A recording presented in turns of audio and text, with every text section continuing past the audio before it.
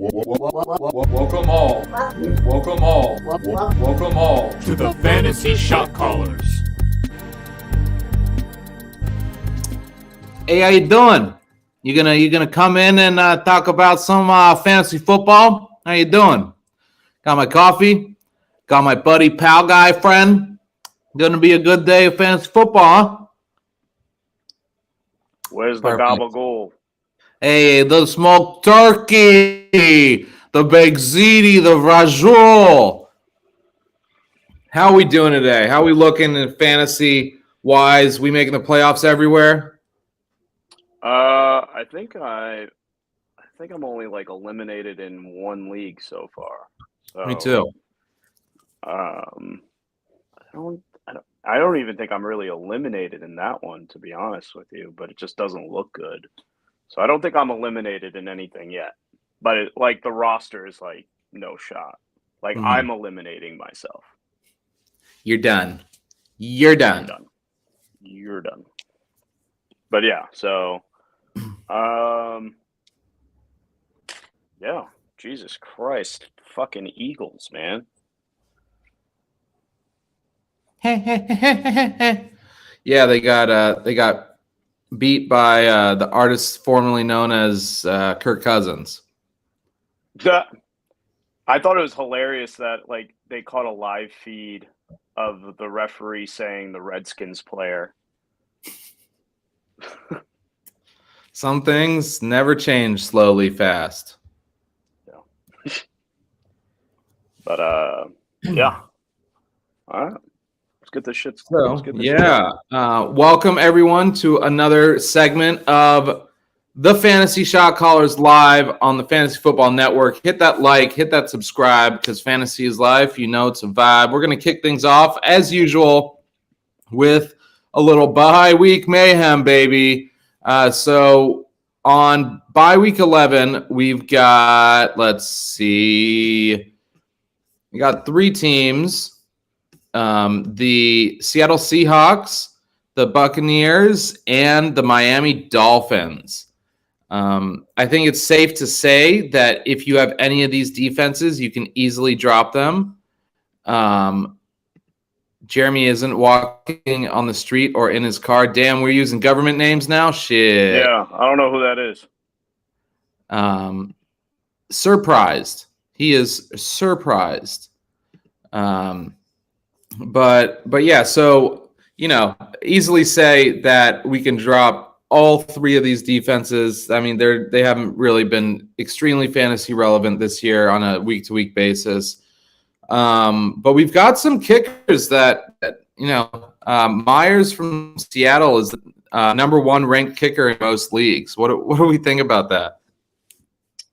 I think it means that Seattle can run Kenneth Walker into field goal range enough times and they're going to miss their targets in the red zone. Myers is a pretty good kicker. You should know that since you're a Jets fan and the fucking cup fell. I was wondering how long I can make it through the fucking show with that.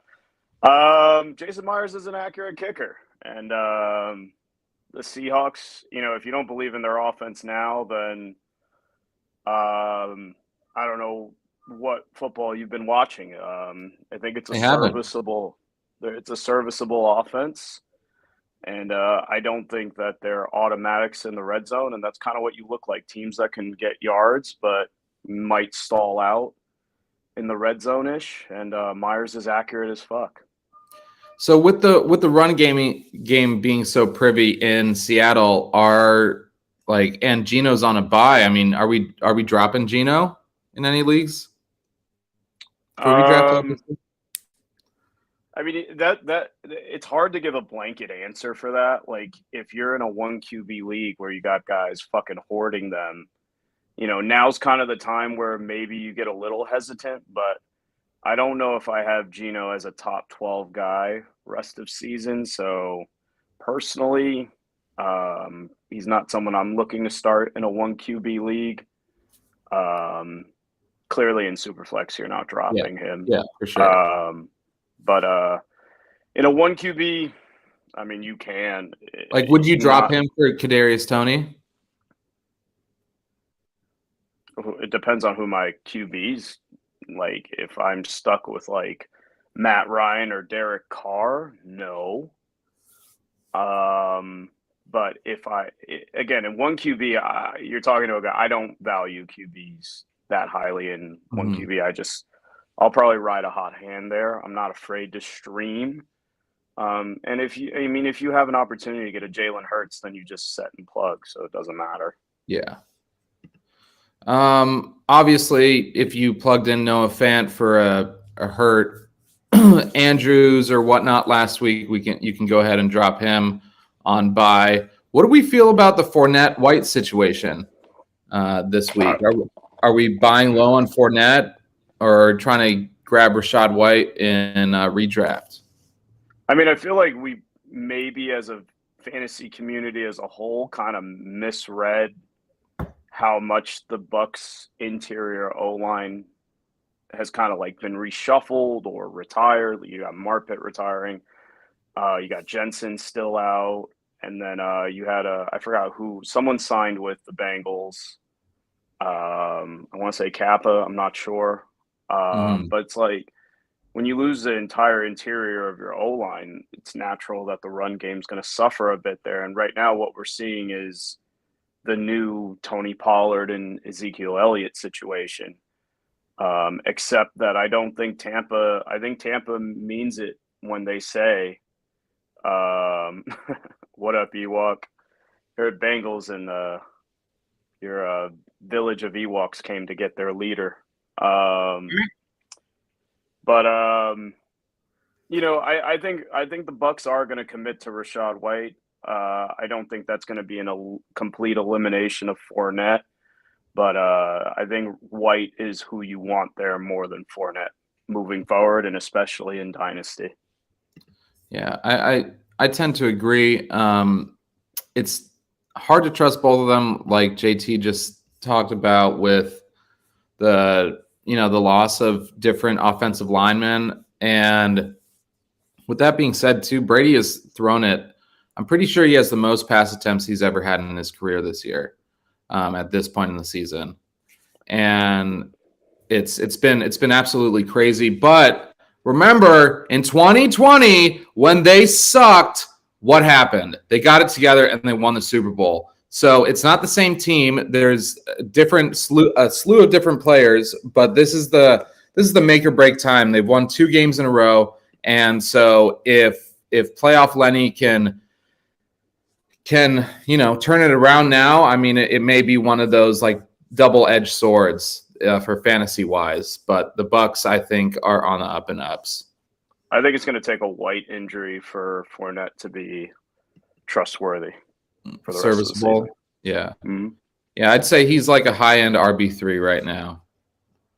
Yeah, I mean, they have to throw the ball because they can't run it effective. Mm-hmm. I mean, White did just run it effective, but they haven't been able to run it effectively with Fournette. And when you can't do that, we kind of see it with the Rams, where it's like you kind of have to have these short. We don't even talk about that running back room. God, so just bad. Oh, yeah. Just horrible. Yeah. Fantasy bust of the season. Next we got Dolphins. So, excuse me. Gabagool went down too deep. Shit, it went down way too deep, and I had to get it back up. You know what I'm saying? This girl ain't swallowing anything today, huh? Oh.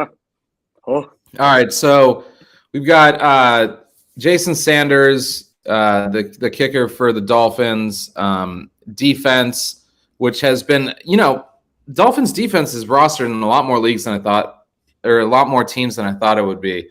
And Mike Gesicki. I think if you're starting any of these, you can go ahead and drop all of them.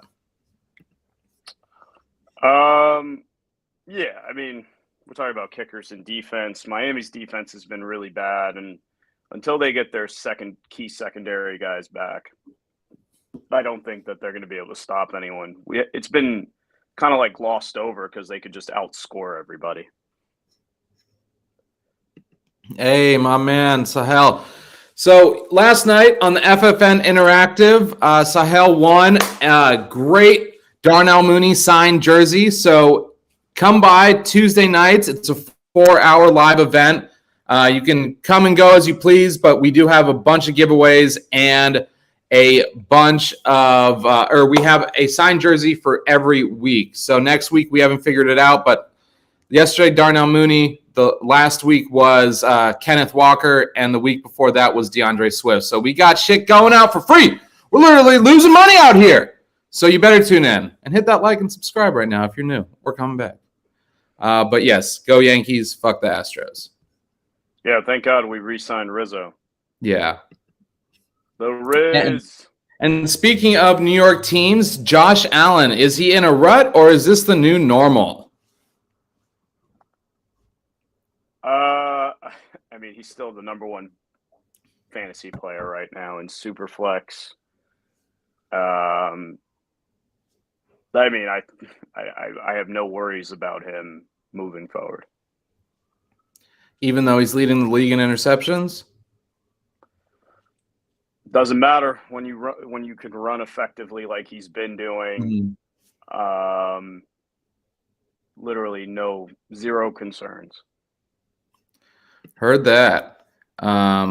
Let's see. So one of the biggest stories this week in fantasy football was the Green Bay Packers actually winning a game, beating the Dallas Cowboys, and pretty much on the back of Christian Watson. So is Christian Watson for real? And can the Packers make the playoffs? What are we thinking about this new weapon that Ron Doublecheck has? I mean, he had a lot of hype coming out of the draft. We saw him in a lot of super flex leagues kind of be in the back half of the first round. I don't think I ever saw him go ahead of 107. This is about what you were thinking if you drafted him then, if you held him through that. I'm not a big overreaction guy to one game. This kind of felt like a Marquez Valdez-Scantling game. Okay. But I don't want to give him the MVS branding just yet.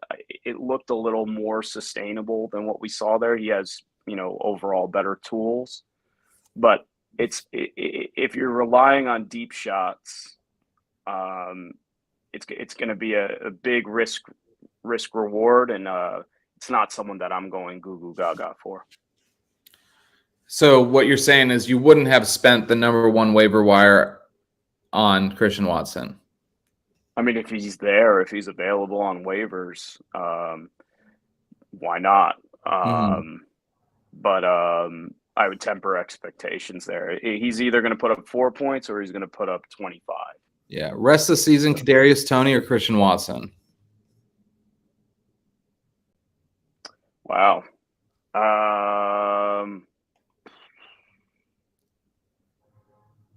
I think Toney. I think Kansas City's wide receiver room's a little more banged up. Than the Packers? Yeah. Hardman's out.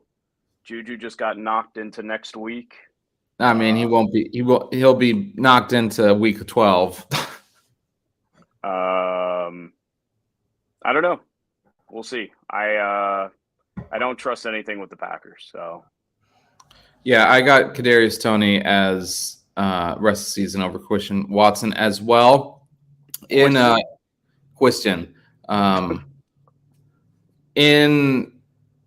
one of the leagues I'm in, I was able to get Christian Watson off the waivers, and then at about 12:30, 1 in the morning, I looked back and I was like, "Ooh, I'm going to do this." So I dropped my kicker and picked up Kadarius Toney.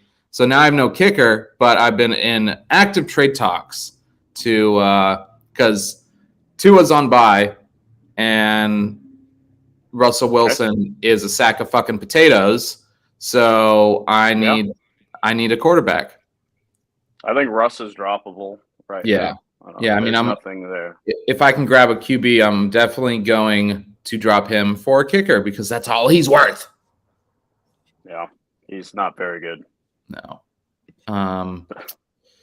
Lamar Jackson's looking at that contract and he's like, I need more than that. A lot more than that. Jesus. So who are some sleepers that you have come across that could, give you big value, like league winning value in the second half of the season? Well, I mean, I don't know about league winning, but this is going to be the week from hell for wide receivers. I'm sure if you're watching this, you've probably seen the memes where it's just like everybody's fucking either on a bye week or they're hurt or something in between. So you're probably going to be scrambling for some guys. I think Darnell Mooney, like you mentioned, Chicago's offense as a whole is just kind of like a complete buy right now.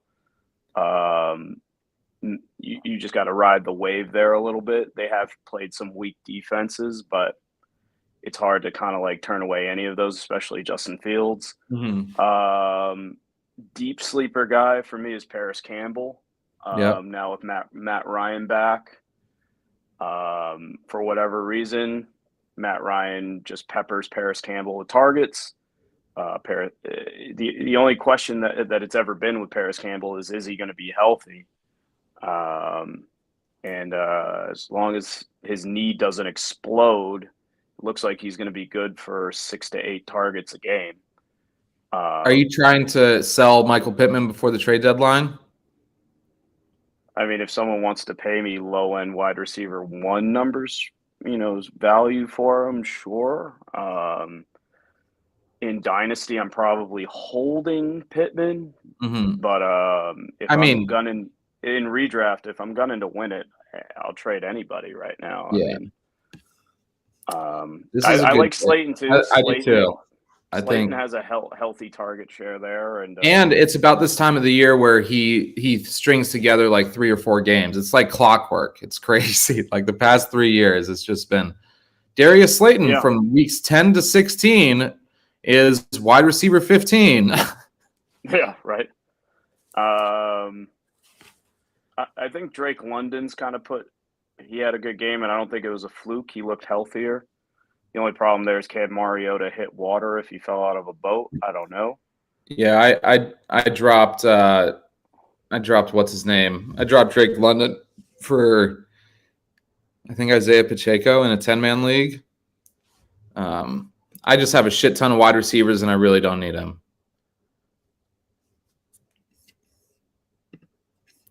I mean, it's redraft. Whatever. I'm trying to win this shit. Kadarius Toney's the Kansas City Chiefs running back 1. Oh, let's see. Who did I drop them for? Let's see. Where's my team? Yeah. I mean, well, you got to do what you got to do. Could have a stacked wide receiver room. But anyways, I mean, we're just at the point now where it's like you're just making finishing moves. If you're 8-1, 7-2, if you're around there right now, if it ain't broke, don't fix it. You're looking to make finishing moves. Now you can start considering, championship weekend schedules. But some of us are sitting there at 500, or, you got to scratch. You got to take chances now. Now's the time. 3-7, baby. Hoping for a prayer. Yeah, like the Saints, Raiders, and Broncos. Speaking of which, we just got so many teams here where it's like, what are you doing with these guys? You got to make decisions on a Debo. You got to make decisions on a Kamara. Mm-hmm. You watch AJ Brown have a really bad night, but it looked like he just got hurt on play number. Yeah, it was like the 1 4th, or 2. I think it was like the 4th play from scrimmage that he got hurt on. It was his first catch. Yeah, he made a break to the outside, and it looked like he hurt his knee. And he played decoy the rest of the game. He should have made that catch. Yeah, I mean he was noticeably limping. It was right before when he made the cut to make the catch. That he kind of slipped, and so that's definitely something that you want to monitor because he has had injury issues over the years, and he has been so healthy this year, so healthy, and finally reliable again. I mean, I know last year I traded for him and he just shit the bed the rest of the season after I did. And so it's the biggest reason to monitor it because Devonta Smith is kind of coming into his own and looks like he can kind of sustain that wide receiver 2 role. And I mean, with more experience, I think he's going to get better and better. I'm the former Heisman winner so if AJ Brown is out this week, I'd try and buy Devonta Smith before the trade deadline. Yeah, I mean, Devontae's great. I only made a face when you said he's coming into his own. I think he's always been this guy. I think he's kind of the forgotten guy. So would you equate that with Jalen Hurts coming into his own then and finally being able to pass the ball? No, I think it's just mostly opportunities. Philly's just, for the first half of the season, they've just been up by like 20 points and they're just running out the clock. They haven't been put in passing situations.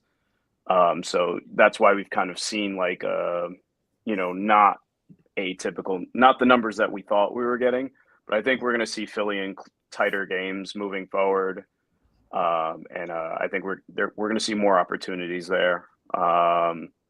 I think Devontae will average 8 targets a game moving forward. Wow. All right.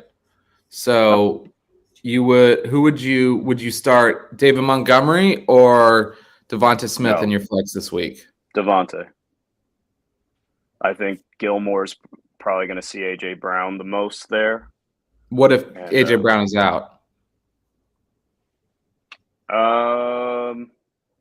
I still probably roll Devontae. I think I think Devontae is in a better situation there. Montgomery has to deal with 2 guys vulturing touchdowns in Fields and Herbert. Well, Herbert's on the IR. Oh, I forgot. Yeah. Yeah. Well, but still 2 guys, Fields and Kmet. Yeah, Kmet with the breakout game. Yeah. All right. What's up, Jim? How we doing? How we feeling? How we living? Full PPR start 1. Higbee, DJ Moore, Deontay Foreman.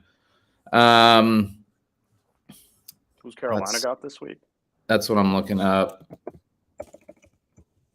Snap judgment's going to be Foreman, unless it's tight end premium. I do think Higbee probably becomes the number 1 option.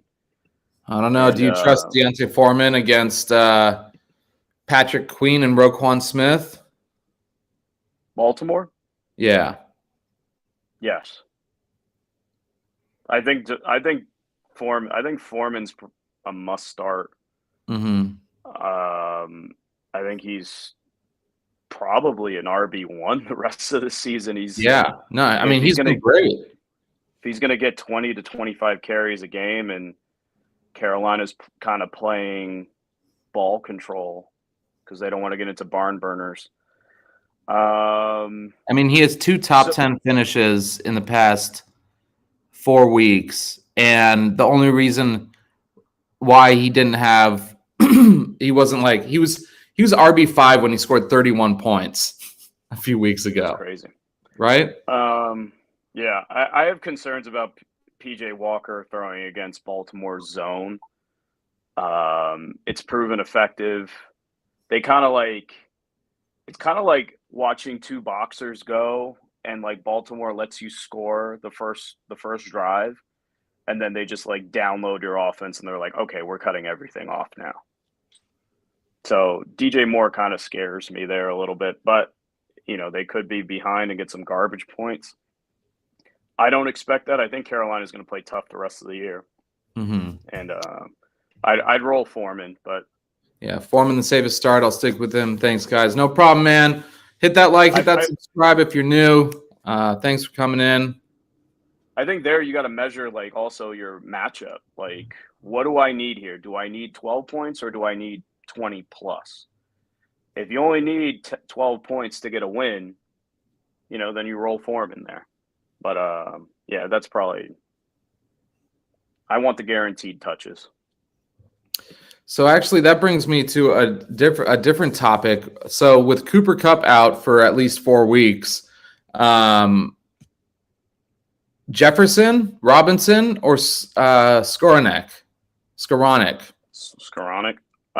Higbee. Yeah. Yeah, Higbee. He's, I mean, you were saying? Higbee has averaged, I want to say, like, what is it? I mean, through the first 5 weeks, he was averaging 10 targets a game. And then I'm pretty sure he got hurt one of those weeks. And I mean, he's been back. I mean, he's back as of this past week against Arizona. And honestly, moving forward, I think he'll finish as a top 5 tight end because this schedule going into playoffs is great. Yeah, I think it's gonna be Higbee there. If you put a gun to my head and made me choose a wide receiver, I'm gonna roll Allen Robinson and feel uneasy about it the rest of while it's happening. I mean, I think it's gonna be a lot of dinking and dunking for the Rams, and they're gonna try to play kind of like I don't want to say like a Panthers kind of game, but they're gonna rely on their defense to win games, and they gotta hope Stafford's back. Are the Rams the worst offense in the league now?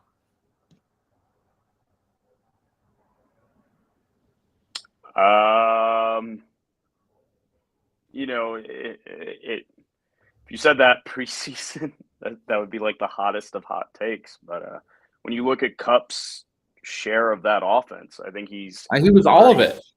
I think he's 35% of that offense. It's hard to. They're bottom 5, but I don't know if they're the worst. I'd take Houston's offense, especially for fantasy, with Dameon Pierce and even, I mean. You're saying from a fantasy perspective? Yes, from a fantasy perspective, they are the worst. Yeah, I like maybe Denver, maybe, but Denver's red zone percentage is good, right? See what I did there? Callback. We call that a callback. But yeah, so Rams offense, other than Tyler Higbee, definitely want to fade them. But if you're in a deeper league, I like the guy with the same name as me. Just for the fact that he plays in the slot and he's about Cooper Kupp size. So Skoranek? Yeah. Oh. Like over old man AARP, Blake Bortles, Allen Robinson, and Van Jefferson coming off an injury. Van Jefferson little. I think you might get like a 7 catches for 40 yards out of Skoranek. I mean, without him there, we'll see. It's going to be Skoranek. Yeah. All righty. So you would have never thought, I would have never thought, none of us would have never thought AFC and NFC best divisions are in the East. It's crazy. Bills are number 3 in the AFC East. I mean, with the Commanders winning this week, it definitely even makes it more competitive in the NFC East. So I mean, what division out of the 2 divisions, which one is easier or has less, like, more clear-cut path to divisional championship? I don't know. I mean, I think the Eagles, they still have like a 2-game lead in the NFC East. I think the AFC East is still a clusterfuck. You have the Dolphins, who can't really stop anybody, but they'll have a massive home field advantage late in the season. Then you have the Bills on the other side of it. They'll have an extreme home field advantage late in the season. In Buffalo, 2 different extremes. And you have the Jets, where they have a defense that's going to keep them nearly in every game. They have a question mark at quarterback. I don't think Zach Wilson is the guy. But, if he only throws the ball 15 times a game on that Mark Sanchez recipe, they have a chance. in the NFC, I think it's pretty. I think the Eagles. There's a tier delineation. Obviously, they've overachieved at 8-1. Mhm. But I think if we replayed that Monday night game, or if they had referees that called things correctly, looking at that Dallas Goddard face mask that led to a fumble and an injury, I think that the Eagles would be 9-0 right now with a 3-game lead. I think they just need to figure out the Jordan Davis loss. Yeah. The Cowboys, it's hard to win in Lambeau. I'm not going to really hold that against them, although McCarthy kind of did McCarthy game management things there. I think the Giants are a bit of a fraud, but hey, there's something going on there. They're officially in the don't bet against this team. Dable is a difference maker. He just consistently makes the right calls, and I think Washington's a pesky kind of team. Especially with Chase Young coming back this week. Yeah, I mean, he's a game. If he's healthy, there's reports that he's still not feeling right. I don't know if that's Rivera kind of doing coach speak in the media, Mhm. but he is a difference maker when he's on the field. What's up, Parker Warren? How we doing? How we feeling? How we living? Is this a good trade? I get Josh Jacobs for Stevenson and Kirk. No. Kirk is the wide receiver 7 on the year, where Stevenson, let's see, I think he's top 10. Yeah, he's Probably 10. top. He's 10. Yeah, I mean, I think Jacobs might be the third guy that I take there out of those Yeah. three guys for rest of season. So No. no. And for a big, there's a big difference here in that Josh Jacobs competes with Devontae Adams. Ramondre Stevenson competes with Jacoby Myers. Like, even though Jacoby Myers does he averages about 6 to 8 targets a game.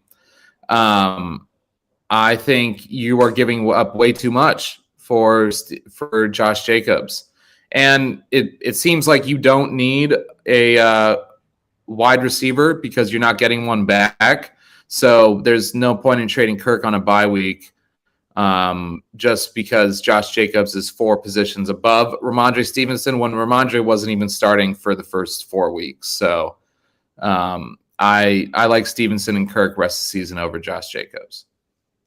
Yeah, I just that Raiders defense can't really stop anybody. They're going to have to throw the ball more and more. You could say maybe that'll lead them to run the ball to keep their defense off the field. I just think those two other teams are going to keep playing to win, and I think the Raiders are dangerously close to kind of like benching everybody and just packing it up. They're in a. Both teams are probably done regardless of the outcome this week, but they're definitely in a loser leaves town match against the Broncos. And I think Stevenson on a game-to-game basis has probably been more consistent than Jacobs.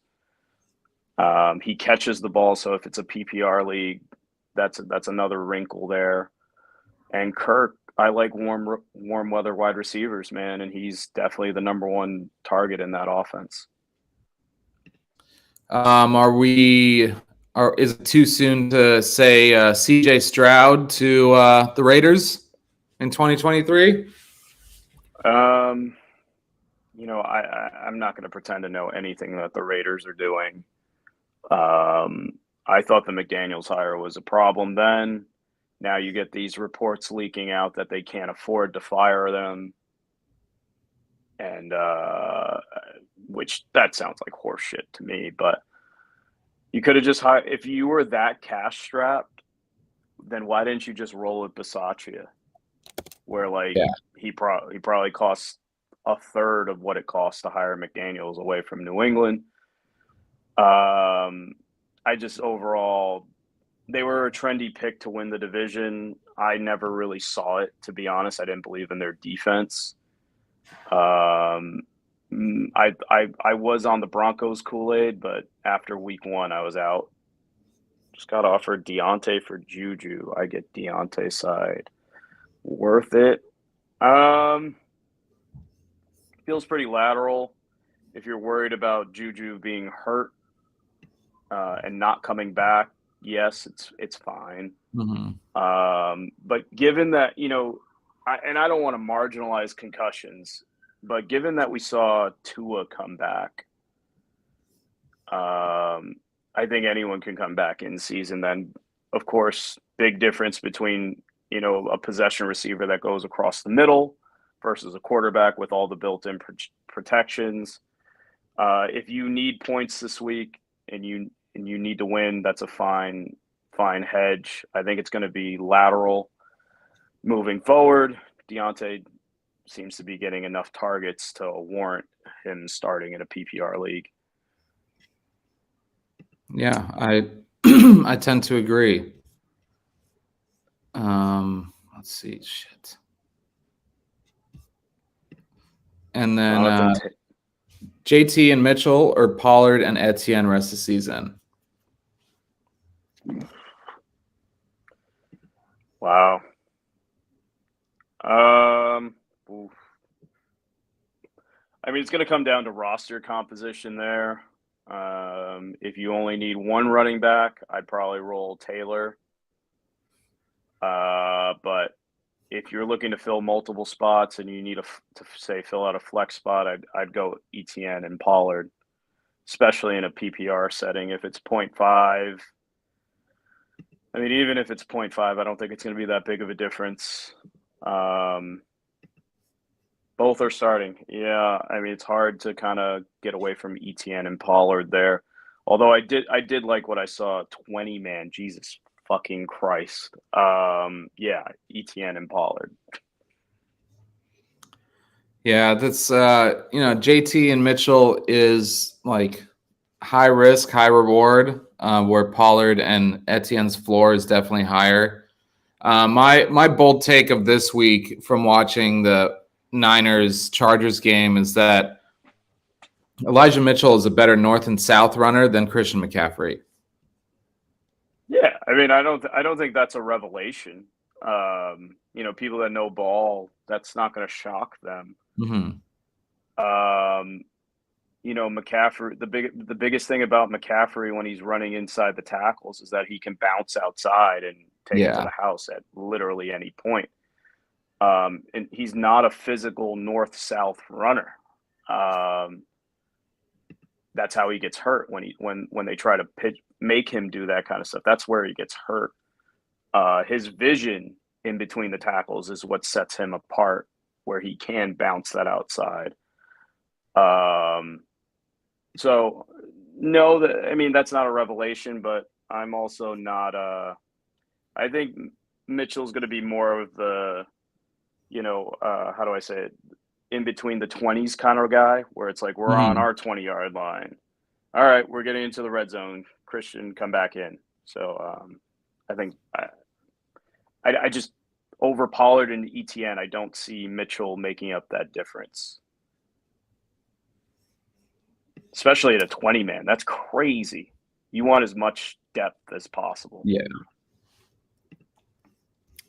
I have been trying to upload this picture this whole time, so if I seem distracted, I'm sorry. But, man, it's a funny-ass picture, and it's the reason why the Raiders are terrible. But I was offered Amari Cooper for James Conner. Cooper Kupp just got injured for me. I have CMC, Aaron Jones, and just picked up Rachaad White from waivers. Yes, I would do that trade. Yes. I think that's an instant snap. Yeah, I mean, James Conner had the second best game of his career. And I think selling high on him for an Amari Cooper with Deshaun Watson coming back in a couple weeks is league winning. You got to get your needs. Sure. Whatever that means. Cooper for Cooper. Cooper for Cooper. Cooper for Kupp. Kupp for Cooper. There you go. My receivers are Jetta, CD, Juju, Ayuk, and my RBs are Saquon, Walker, Jones, Foreman, Cup owner had Nick Chubb and Mixon, not really any receivers. Any trades I should make or just leave team? I think this is going back to the Deontay for Juju trade. I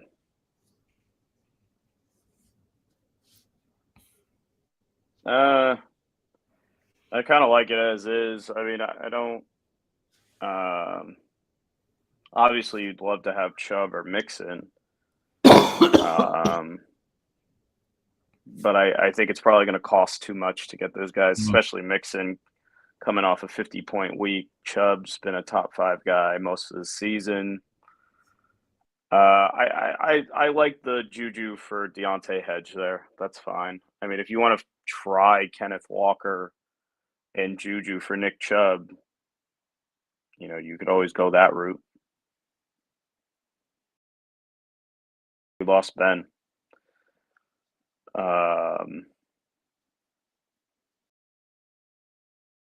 We're completely Yankeed out.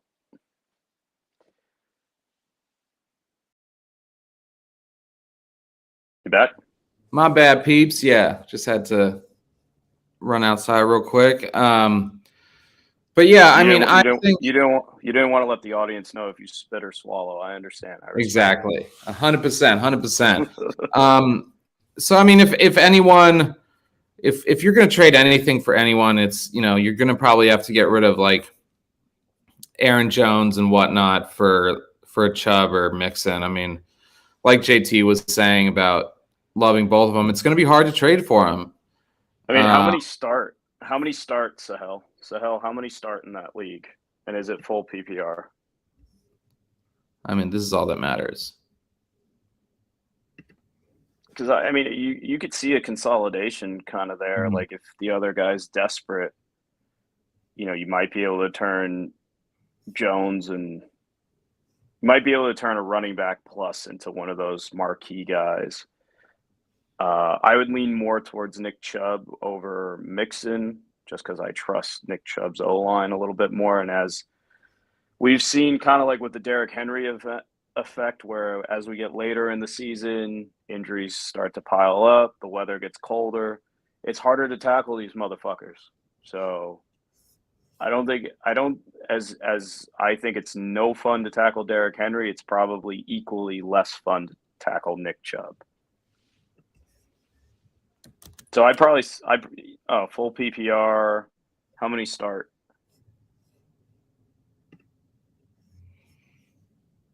And I hope I do this correctly, but this is why the Raiders are who they are.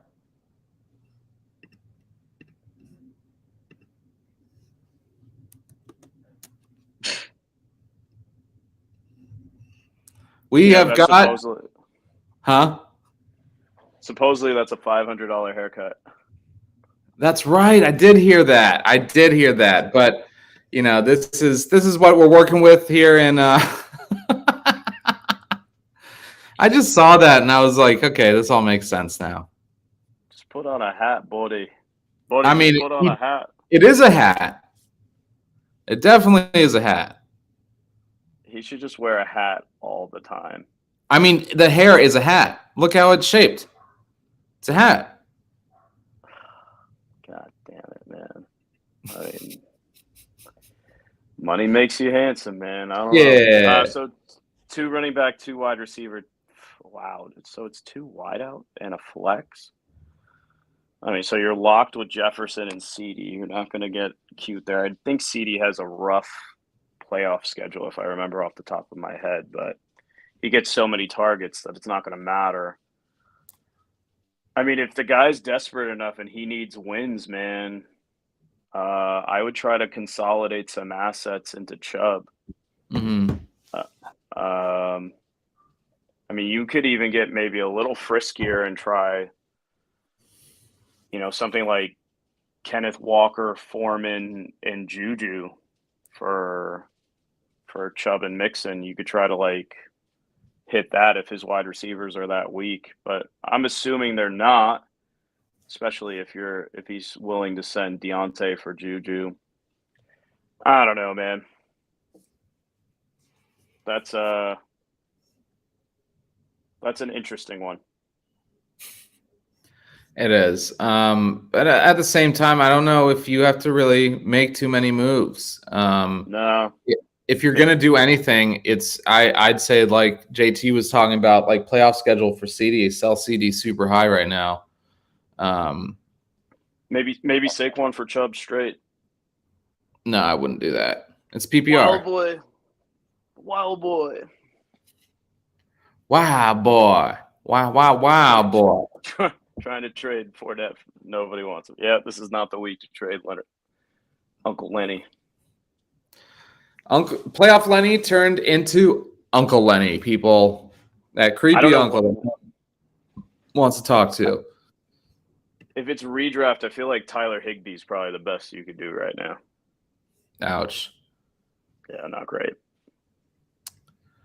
What do you have any advice for the people if they are tanking right now in Dynasty? Yeah, follow your booked for eternity moves. And if someone offers you Trevor Lawrence, you should probably take him. See how I switched from that to this? That to this? Yeah, I can't believe you did. I own up to my shit. As many of you saw, I apologize for calling out Dave Montgomery, Russell Wilson. Let's see, who was the other one? And Elijah Moore. Oh, and Najee. But so I think my best advice for, if you're tanking right now, if you're out of the playoffs in Dynasty, is pretty simple. Don't get hung up on draft picks. That's the natural inclination, and people start to make mistakes and they overpay for draft picks, or they're just overvalued. Say you're trying to trade with someone and they're like, I don't want to trade a first rounder for, Alvin Kamara, and it's like, all right, don't undersell guys. But the best advice I could give is start target. The easier thing to get other than draft picks is you target the year 1, year 2, year 3 guys that have a path to popping. They usually cost less, and you can get more of these guys. Earlier this season, I'll point out some of the trades that I made. I think I sent Kadarius Toney for Jeff Wilson as soon as Mitchell was out. For 5 to 6 weeks, that looked pretty sweet, right? Guess what? Toney now looks like a way better dynasty asset. No draft picks involved. I mean, I'm not really crying because that team's okay, and I have more use for Wilson right now. The other trade that I made was Cole Kmet for Raheem Mostert. At the time, looks great. Wilson and Mostert kind of fucked each other there for me. So, but overall, those are the types of moves that you start to look at, and you try to project those out, and you try to get ahead of the curve. It's tough to buy guys after they've already popped. So, a Paris Campbell, Curtis Samuel, you got to try to hit on guys that haven't popped yet. Ridley's a big buy. I would say if you could get Ridley for a low second, and by a low second I mean like the 210 or a lower, or I'd go. I'm a little higher on Ridley than most. I think Ridley's valuation is probably a late 1. Like if you threw Calvin Ridley into a rookie draft, I think he would go in the first round. So if you could get him for less than that, those are moves you start to try to make. With wide receivers is part of the path young quarterbacks looking for value. So like your Calvin Ridley analysis just now. I mean, are we taking Trevor Lawrence to make the step next year as the Josh Allen of next year, or who's your prediction? I mean, Justin Fields turning out. Yeah. Well, I mean, I think the biggest thing you want to look for quarterbacks, especially young ones right now, is stability. And we see Trevor Lawrence has made, I consider this year more of his rookie year. Last year you could kind of just throw it out. Yeah. I mean, Urban Meyer is probably going to have the worst NFL tenure of all time. And more like 10 weeks. More like 10 weeks. Really bad. And I think Doug Peterson's going to be there a while. Peterson's very quarterback friendly. They're adding around him, Ridley and Kirk next year, plus whatever they add in the draft. Trevor Lawrence is a big target for me. But I'm talking more along the lines of trying to go out and get a Trey Lance, trying to go out and project guys a little bit. Mac Jones is probably an easy buy right now. Kenny Pickett, I think he'll be better next year. I think Kenny Pickett has definitely the tools to be very fantasy friendly. What about can't Desmond Ridder? confuse. No, I've been way off on the Ridder train. You keep trying. You're the only guy left on that train. You're the only passenger. They're not even checking tickets on that one anymore. They're just like, what? Shit. You want to sit on this train? I'll take that free ride. I'll sit on any train. You know what I'm saying? Hey, man, quarterback with a 4.3. You could do worse, but it ain't going to be him, man. I think Atlanta's going to add a veteran. Veteran? They already did. Oh, well, a good one. Parker is wondering, start Pollard or Singletary for flex this week? Pollard. Who's Dallas got?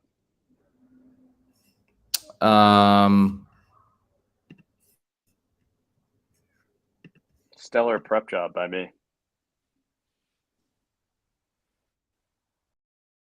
They're playing the Vikings. No. In Minnesota. It's in Minnesota, I think. No, that's not. Yeah, Cowboys are playing Minnesota. Holy shit, we're already at the 20th of November. Fuck. Yeah. God damn.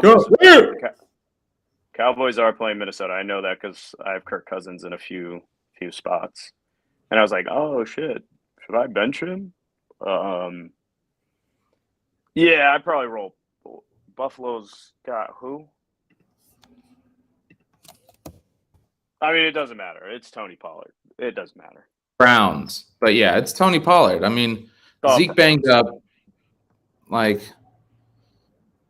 Yeah, Pollard. It's Pollard. Yeah.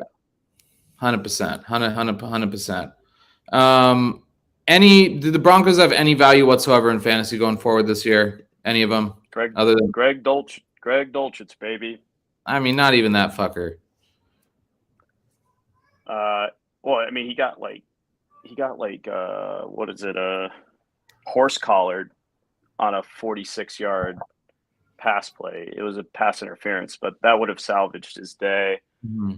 I don't know, man. I think Hackett it's hard not to blame Hackett. He looks overmatched in more ways than one. It's really hard to trust any Broncos right now, especially with Judy going down. Yeah. Sutton, it's an absolute fucking mess there. Hey, we'll get our answers this week. If you think the Broncos have any value, they should be able to run up and down on the Raiders. The Colts just did with Jeff fucking Saturday as their head coach. And some guy, Parks Frazier, as their OC. I don't even think he's their OC. I think he's an assistant quarterbacks coach. Never called plays at the professional level. He beat the Raiders. So the Broncos can't fucking figure it out this week. They're fucked. You're done. I mean, I think they're done regardless. And I think that's perfect time because we are done. Thank you all so much for joining us. Hit that like, hit that subscribe. You know what it is. Fantasy is life. You know it's a vibe. But before we leave, any eat shit and dies for the people? Yeah. Someone tried to send me Elijah Mitchell and Travis Homer for early second and late third. Which I don't know why Travis Homer was added, but that kind of upset me. And we're going to stay upset, stay mad. You know what it is. Fantasy is life. You know it's a vibe. Hit that subscribe.